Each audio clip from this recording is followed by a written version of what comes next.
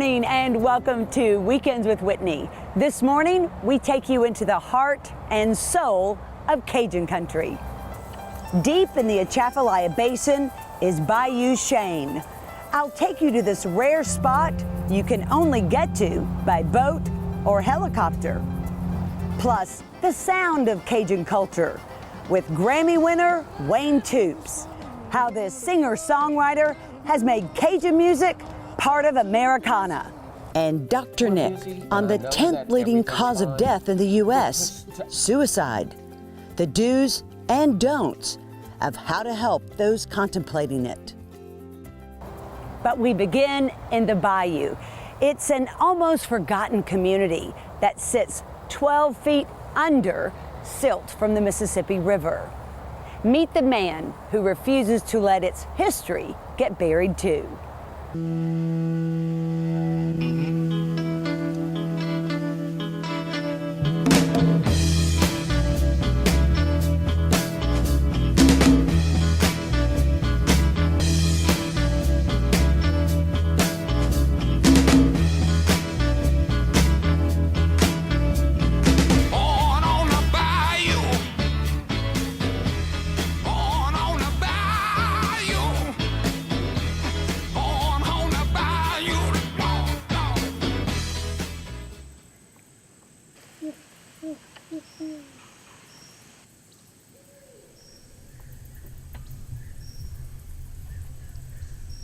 It's hard to envision now, but this land used to be a thriving community.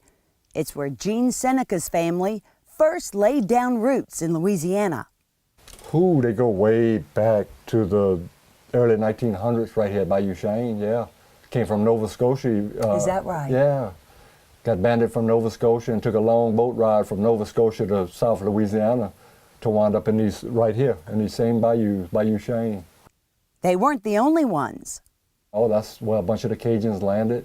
And they had different groups of them that landed at different places. We just so happened my family wound up at Bayou Chene.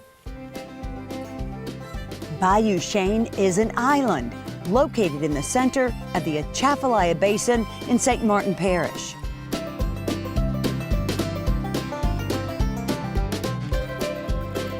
The only way to ever get here has always been by boat or now by helicopter.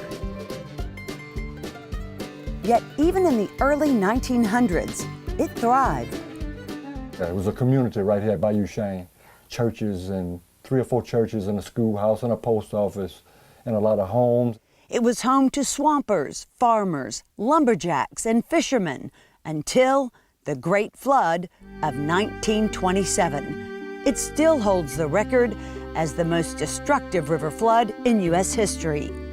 Floodwaters spanned 7 states and 27,000 square miles, a third of it in Louisiana alone. 10,000 square miles of land across 20 parishes went underwater, 30 feet deep in some places. South Louisiana turned into a lake 200 miles long and more than 50 miles wide. Gene says folks living in Bayou Chene had to turn houses into houseboats. They had to tear down the houses and build houseboats. So my dad was born in 1931 on a houseboat. The entire town lived years, some even decades, on those houseboats. Now, they still had the land. It flooded, but the land didn't disappear. Matter of fact, it built it up with the sand. So the land was a little higher after the flood. 12 inches higher. The problem was, it was 12 inches of sand. You couldn't make a living. You know, the sand moved in and killed off all the crops. They raised cows and hogs and chickens. And it was just a hard way to make a living. Gradually, everyone moved. People started moving out in the 30s and the 40s. By the 50s, most all people were gone from Bayou Chene. Yeah, my dad moved to Bayou Plaquemine, and that's where he raised us. But that's still home. You know, I feel like it's my home, Bayou Chene. Today, this is all that remains. His great-grandmother's marble headstone. She died at the height of the 1927 flood at the age of 47. Everything else original to the town is buried 12 feet under silt after repeated flooding. Gene brought in these two grave markers, one for his great uncle who died of typhoid fever at the age of 29, the other for his grandmother. They were born on the bayou and never left. My grandmother's name was Addie Diamond, and she died when she was 25 years old, giving birth to her third child. Her and the child both died. And at that time, my dad was, I think, 4 years old, and his little sister was 2.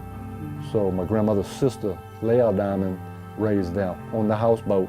And then they moved to Bayou Plaquemine and finished raising them there. But his great aunt and uncle never left the Atchafalaya Basin. They lived here, in this house, just a few miles from Bayou Chene, well into their 90s. They got so excited because they never saw people a whole lot. Lived out here, you got to come by boat. Very few people visited, you know, back then. Everybody was gone. So they got excited to see us when we showed up.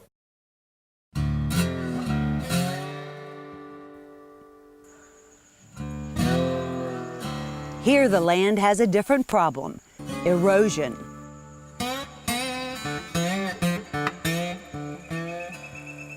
When Gene first came here in the 1970s, the house was nearly half a football field away from the shoreline. Trees have disappeared too. The oak and cypress trees that once defined this area are mostly gone.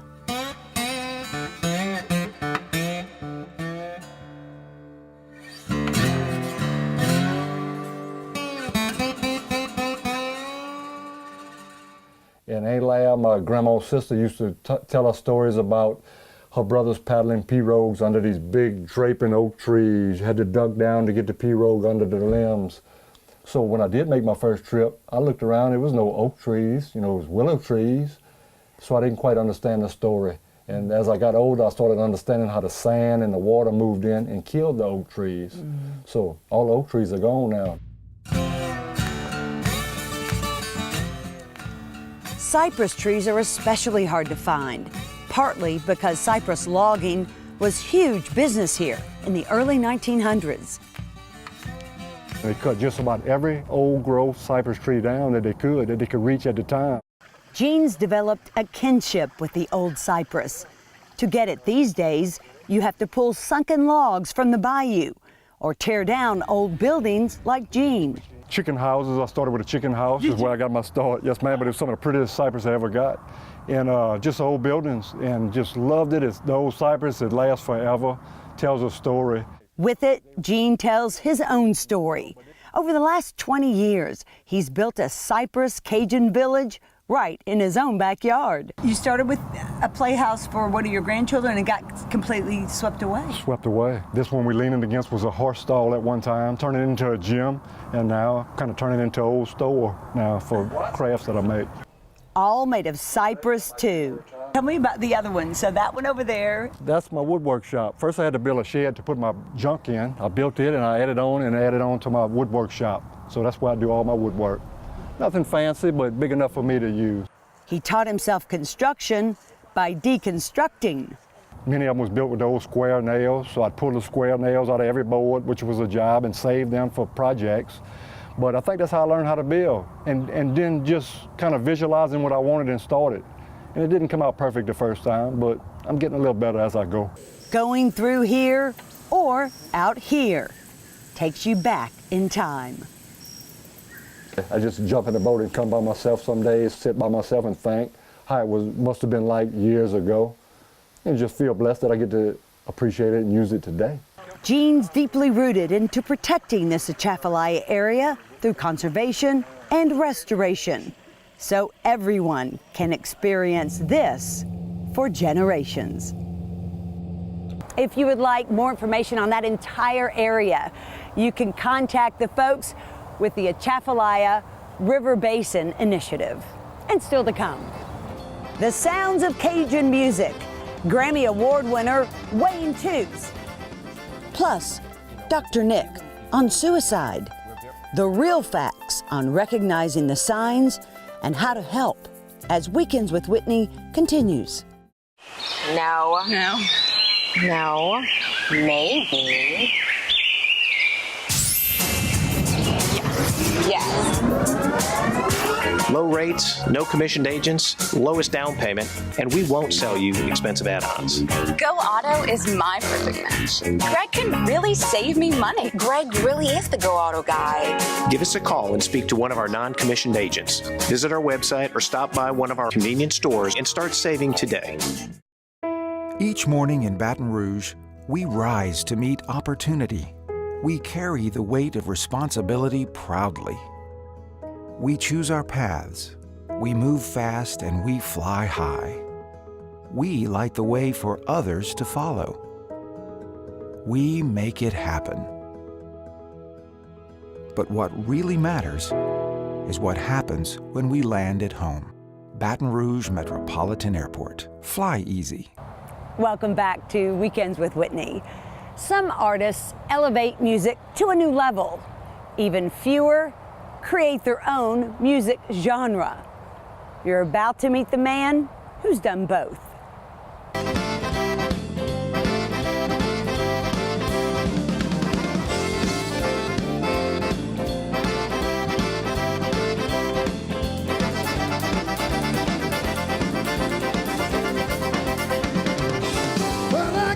This morning and I bought a phone.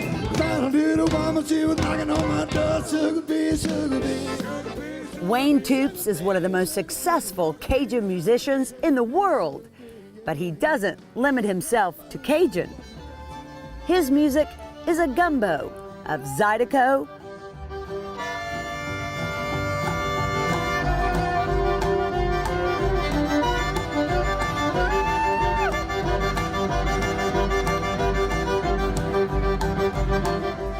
rock, R&B,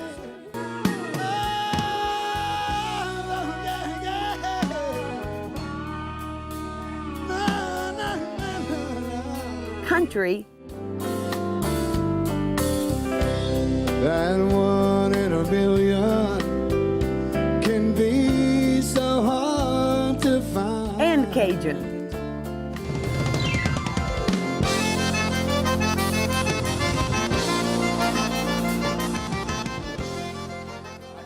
Style that was infused into the younger generation and gave them a chance to see the life of what Cajun music and Zydeco is all about. So I added a little bit of Southern rock, a little bit of R&B to it, and a rock and roll attitude.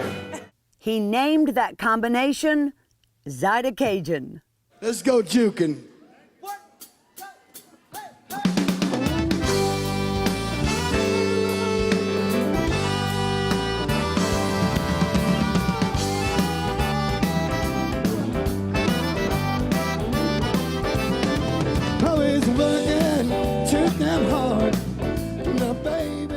He's been playing the accordion almost 50 years.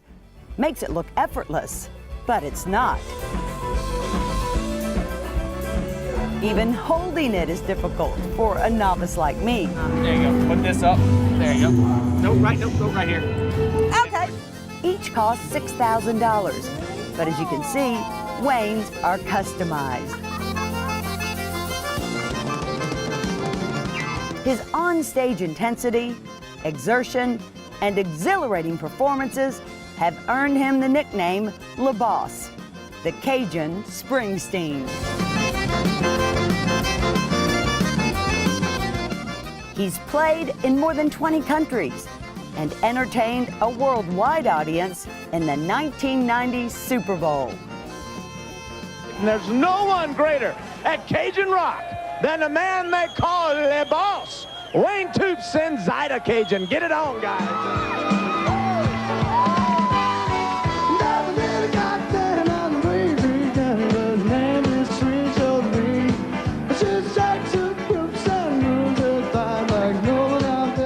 He's put out more than a dozen award-winning albums, but his biggest award is his 2013 Grammy.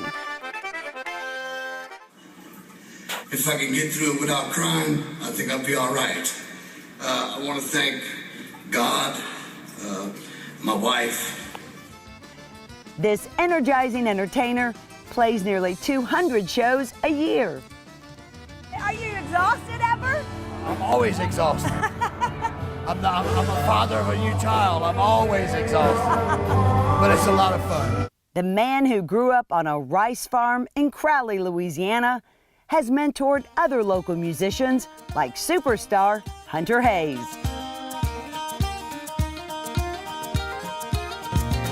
I don't want easy, I want crazy. You with me, baby, let's be crazy, yeah. Wayne's also shared the stage and been featured on the albums of stars like Garth Brooks, George Jones, and Mark Chestnut, just to name a few. But his own stardom took a nosedive in 2005 when he went to prison for 10 months on drug charges. He says he came out a changed, sober, and grateful man. You know what? I got another chance in life. I got a beautiful wife, a wonderful kid, and I've tried to stay clean and sober for the last 10 years. And God has guided me into a wonderful way. God is good, right? He's wonderful. I'm so glad he's in my corner. Yeah. He makes me smile and cry at the same time. Faith, family, music, and making a difference motivate him these days. He's a big part of the Coastal Vision Foundation, a nonprofit dedicated to stopping coastal erosion and restoring our coastline. Wayne's also raising money and awareness for our most recent crisis, the historic flooding of 2016. We showed everybody that we really love them and we care for them and want to come together. There were so many people devastated, and we can only do a little bit, but the little bit comes from all of our hearts.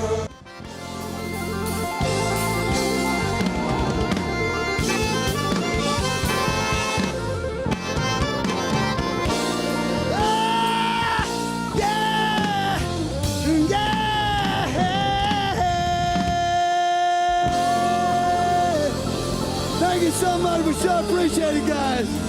May God bless you.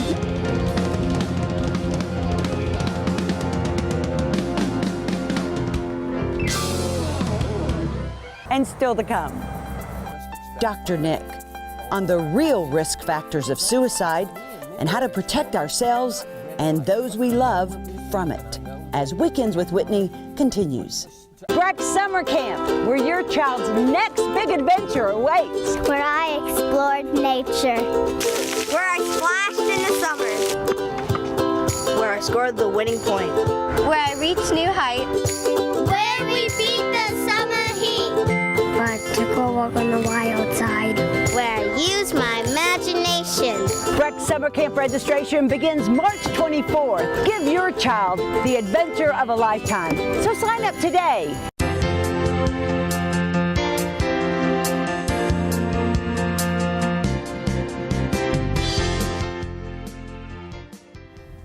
The suicide deaths of Kate Spade and Anthony Bourdain have certainly brought the subject into the forefront. And this morning, we are going to the forefront with it with Dr. Nick. Good to see you this morning. Good morning. You know, evidently the numbers are out. It's a growing problem. And I think there were so many misconceptions about when suicide is real, when it's not, how we should approach people who might be considering it. There's a lot of misinformation out there. How to even find out if someone is considering it, whether they'll talk about it with you and open up. I have encountered people that have said, I just don't want to talk about it. I don't want you to think less of me. You know, I don't want people to be concerned about me or to send me off to a nutty farm, which, you know, is somewhat discouraging to me as a therapist and counselor, because these are the things that we need to be talking about. In fact, I think you shared an article with me about several things to do. Right, because I'm just going to go back to some of the things that I've heard throughout my life, which is that people only say that they're going to commit suicide if they want attention, and those are the people who aren't going to do it. Both of those blatantly false, correct? Yes, yes. And even if they were true, what does it matter? They need attention. Right. So we need to deal with that issue. It is a cry for help. It is a cry for help. And so how we go about helping is always going to be the question. Because there's been a lot of really great information out there. And I'm going to start with a real simple one, which is that we can all eat mood-altering foods. More fruits, more vegetables, olive oil, which I found that almonds, surprising. Yes, there are certain foods that are just really good for the brain. And have a safety network. Well, that's been what I've been fascinated with about this, and I just am always looking at what are the societal mores or norms, or what's the culture, and we really don't live in a very in-depth culture. We don't, when we ask someone, how are you, we just expect fine, or I've been busy. And those, to me, in many ways are not red lights, but I know we're busy and I know that everything's fine, but to ask, to go a little bit deeper, what's going on in your life, that in-depth conversation that we rarely have with people. Which is the first one that they say, yes. All the tips is that have meaningful conversations. And they don't have to be with everyone that you meet, but even sometimes the stranger can be the person that can be the meaningful conversation, because we do have such a small world now and we do bump into all sorts of people. One of the things that I just can't help but mention, Whitney, is this notion of isolation, which ties to the in-depth conversation. Take Spade, take particularly Bourdain. I just wonder, with all the fame and fortune and what looked good, we don't know how he might have been suffering. We don't know what it's like to go to a hotel room every night and to not be rooted. It's great to travel the world, but to not have a nest, I think those are issues. Those are isolators. To have a support system around you that you can turn to.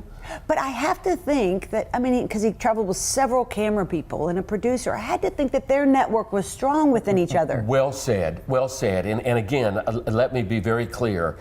I'm no suicide expert, because there is no expert on it. The human condition, we're very complex. We can't just reduce everything to, well, this is why someone does it. There can be impulsivity, there can be chronic depression. I'm not so sure that I want to say that someone gets to that point necessarily out of mental illness. I think there are a lot of functioning people that are not necessarily mentally ill, but they don't see a way out. Which I think is what we've always contemplated. We've always thought suicide was the last resort for somebody. Yes. We look for, what are your options? That would never, 20 years ago, that wasn't an option. We only went to it when we ran out of options. And so the whole point was to help people think of, what are my other options, okay? I really believe that one of the problems we're exhibiting today in society, it's an option. How did we get here then? It's an option. We got there by death by help, euthanasia. We got there by understanding that when someone is that disturbed, they don't see a way out. This is an end to suffering. And so that raises the question then of, what is suffering and how much can we suffer? And will this pass? What's hard for me is to think that people would do something like that if they had children, a family. And Bourdain had a teenager, and so did Kate Spade. Yes, a little 13-year-old, I believe. And so it's really very challenging to say, what's giving you meaning? What's making you want to wake up the next day? Because there's such a finality to it. Or is there a finality? Okay, what's more important? What makes you want to wake up, or what makes you not want to wake up? Not want to wake up. What's more important as a therapist? Well, obviously, my interest is going to be, how can we get you to want to wake up? And how can we get you a little bit more enthused with life, that this too shall pass? Some of it's the changing of the thought processes and getting through the trauma, let's say, of whatever has gone on in one's life. But some of it's also kind of DNA. We were talking earlier before the show. Why is it that some people have never considered it and other people have considered it all through their life? Right. Or certainly through their teenage years, or when money got bad, or when they thought that they were being a burden. Sure. Or how about somebody who, has been abused, a lot of death in the family, feels very alone, and yet they've never considered suicide. You think it's genetic? I think it's got to be. It's like I say earlier, I've said before, why is it that I could experience trauma in an accident, car accident, and my older brother walk away from it like, what's the big deal? It really does ultimately get to one's own sense of self-worth. That we'll get better when we start saying, you know, I am enough. But here's the issue. Do we have the obligation to give people freedom? When somebody commits suicide, well, where were the counselors? Why weren't there people helping them? Whitney, you can't make somebody want to live. Absolutely. And that's part of the country we live in. Can't make somebody. I can influence, I can try to, encourage. Here's the silver lining. Tell me. Fame and fortune don't make life great. Two shining examples. I think that should be a wake-up call to all of us. I have watched his show and thought, I would give anything to be him. Oh, I've watched his show and thought, what? He has my dream job. He has your dream job. And look at what happened. Yeah. It's a real statement of living in one's own body and appreciating one's own life and appreciating one's own experiences, one's own joy, one's own fulfillment, and not go and try to be somewhere else. And there's a great number I want to share with everyone. Yeah, and of course, I'm always there. If anybody just wants to call me, they can find me. That's right. What was the number? You're going to put it on the screen? 1-800-273-TALK. Thanks, Dr. Nick. More Weekends with Whitney after this.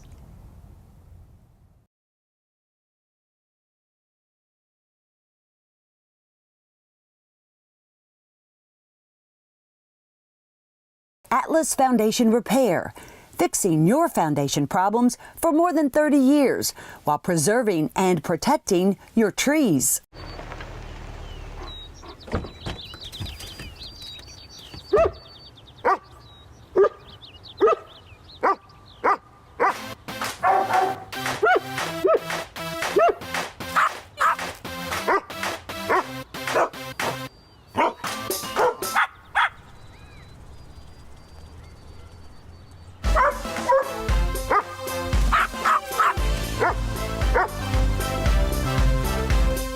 Thanks for joining us on this week's show. Hope to see you back here again next week. Until then, we leave you with this.